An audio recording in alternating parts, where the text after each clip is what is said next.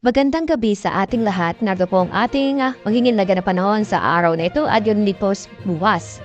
Inyong makikita, Easter list na po ang makaka-apekto o nakaka-apekto sa buong bansa. Kaya ngayong araw, asahan po na ang malinsangan na panahon.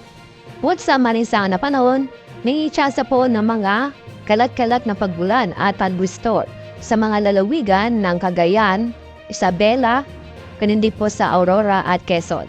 At samantala, sa lalawi pong bahagi po ng bansa, ngayong araw may tsansa po ng mga isolated na mga pagbulan. At yung makikita sa ating latest sa Himawari images ay itong sa loob ng PAR, wala po tayong binabantayan na low pressure area o bagyo. At din po sa bahagi ng dagat at Pasipiko. Bukas, patuloy pa rin ang epekto ng easterlies sa buong bansa. Kaya magpapatuloy pa rin ng maulap ang kalangitan na may mga kalat-kalat na pagbulan at thunderstorm sa Cagayan, Isabela, Aurora at Quezon. Kadalasan ng mga pagbulan nito ay may hina hanggang sa katamtamang pagbulan.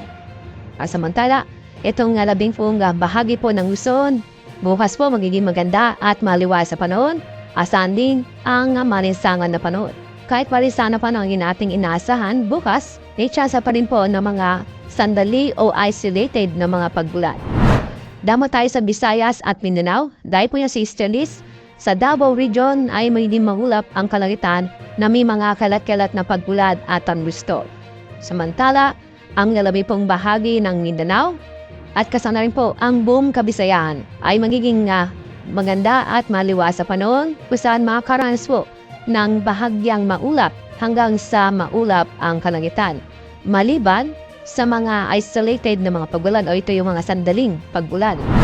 Sa ating extended weather outlook, inyong makikita, patuloy pa rin maging maganda at maliwas sa panahon. Malinsangan panahon pa rin sa araw ng Miyerkules at Huwebes. Pero pagdating po ng Biyernes, inaasahan pa natin pagbabalik ni Amihan. Maapektuhan itong malaking bahagi po ng Luzon. Kaya sa Metro Manila at sa Baguio City sa araw ng Biyernes, asahan po na medyo buwas-buwasan ang mainit na panahon. At sa mga araw ito, asahan po ang mga isolated na mga pagbulan. Pero sa Metro Cebu, Iloilo City at Tacloban City, sa susunod po ng 3 araw, bukod sa magandang panahon, asahan din ang malinsangan na panahon. Pero may tsansa pa rin po na mga localized thunderstorm o yung bigla ang buhos ang ulan.